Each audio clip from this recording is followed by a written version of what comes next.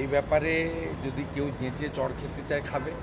Supreme court তো আগেই বলেছে, শুধু ডাক্তারদের নয়, যে কোনো পিসফুল মুভমেন্টে বাধা দিতে সরকার পারবে না। ছাত্র সমাজের নবান্ন অভিযানও আটকাতে গেছিল, সুপ্রিম কোর্টেও পারেনি, শোনেইনি, আর ডিভিশন বেঞ্চ তো গ্রাহ্যই করে। স্বাভাবিকভাবে রাজ্য সরকার জেনে বুঝে এগুলো করতে যায়, যদি লেগে যায়, ফাটকা খেলতে যায়, কেউ লেগে যায়। শওকত মোল্লাও কি মানে তৃণমূলের বিধায়ক, তিনি কি পুলিশের ওপর আস্থা হারাচ্ছেন? বলছেন ভরসা করে লাভ নেই, হাতে ঝাঁটা লাঠি তুলে নিতে হবে। ও বাজার গরম করার জন্য বলছে। পুলিশকে বাদ দিলে ওদের কিছু নেই, পুলিশকে বাদ দিলে ওদের কোনো অস্তিত্ব একটা নেই। খুব ভালো খবর সামনে এসেছে, দাদা সাহেব ফালকে পুরস্কার পাচ্ছেন মিঠুন চক্রবর্তী।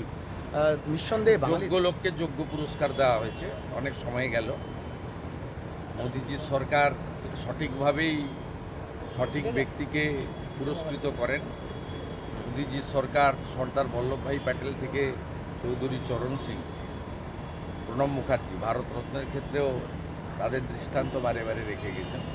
এক্ষেত্রেও যোগ্য অভিনেতাকে, প্রকৃত অভিনেতাকে দিয়েছেন।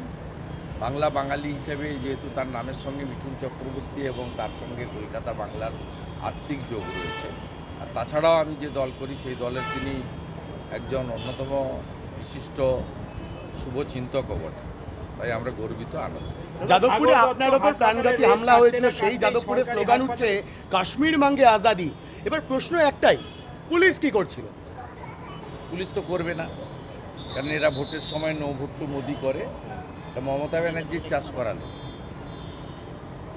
মমতা ব্যানার্জি পশ্চিমবঙ্গে দেশবিরোধী রাষ্ট্রদ্রোহী যারা, তাদেরকে তিনি এখানে লালিত পালিত করে রেখেছেন, এবং এই কাজে তার দলেরও একটা অংশ যুক্ত রয়েছে। আপনি দেখলেন না বিহারের দুটো ছেলেকে যেভাবে কান ধরে উদ্ঘোষ করালো শিলিগুড়িতে। এটা তো সংকীর্ণতা, প্রাদেশিকতা, দেশের মধ্যে আরেকটা দেশ তৈরি করার যে অপচেষ্টা, এটা বহুত্ববাদে বিশ্বাসী ভারতবর্ষের ক্ষেত্রে বেমানান। সাগর দত্তর হাসপাতালে রেস কাটতে না কাটতেই সরকারি হাসপাতালে ফের জুনিয়র ডাক্তারদের নিগ্রহ, এবং এবার ঘটনাস্থল হচ্ছে ন্যাশনাল মেডিকেল কলেজ। কি বলবেন? আমি গতকালই বলেছি, আমার মিছিল ছিল, কর্মসূচি ছিল। সমস্যার মূল হচ্ছে মমতা ব্যানার্জি।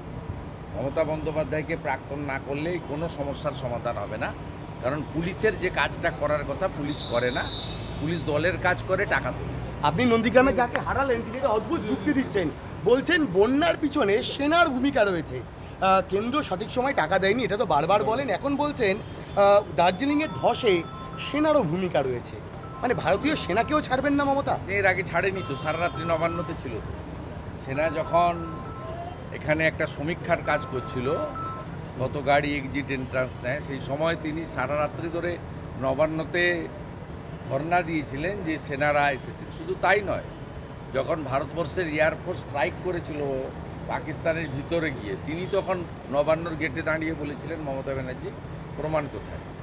অতএব এ কথা আজকের নতুন নয়। যারা রাষ্ট্রপ্রেমী, যারা 26শে জানুয়ারি এবং 15ই আগস্ট দেশমাতৃকার পতাকা তুলেন, বন্দে মাতরম বলেন, জাতীয় সঙ্গীত গান, তাদের মধ্যে কিছু লোক মমতা ব্যানার্জিকে ভোট দেয়, তাদেরকে থিঙ্ক করতে বলবো। 15 মাস পরে পশ্চিমবঙ্গ বিধানসভার নির্বাচন হবে, একে সরান আসল স্বরূপ প্রকাশিত হচ্ছে। দাদা আর